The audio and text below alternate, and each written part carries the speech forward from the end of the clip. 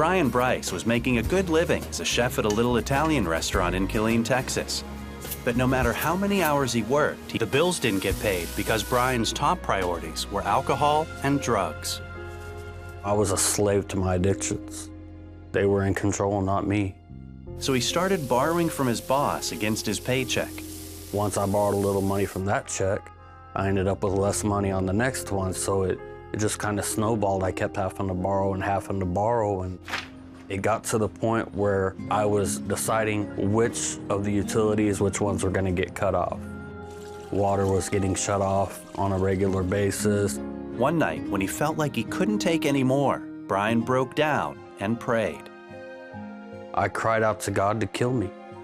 I asked him to take me home because if this was my life, I didn't want to be here. And as I was crying out to him, that's when I felt his arms wrap me up and lift me up saying, "You're my son, and I'll never let you go." He had been right there with me the whole time, and I just had failed to see him. Suddenly, all of Brian's addictions were gone. He healed me in a second. It was like being alive for the first time. Without his expensive habits, he was paying down his debts. He even started giving money away. I was down to my last $5 and I said, "Lord, this is for you." I actually mailed that one into CBN. He sees your heart, he sees your pain, he sees your tears. My only source of spiritual food was basically watching pastors on television and watching the CBN. While Brian was paying off all of his debts, he started going to church and tithing and continued to give to the 700 Club. I just loved a lot of the ministries that I saw about wells being dug for people in third world countries who had nothing, and seeing the work that Operation Blessing was doing across the world and right here at home. It made me feel like I could be a part of that. Brian says as he gave, he received.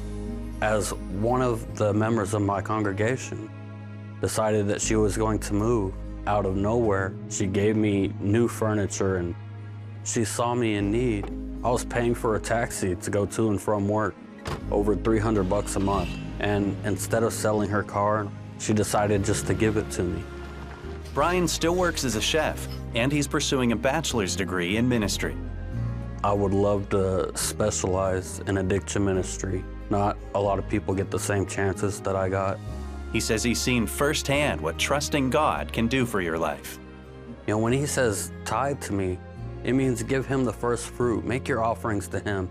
He deserves the best. He gave me his best. He didn't send one of his servants to us. He sent his son. He sent the firstborn. He sent us his first fruit.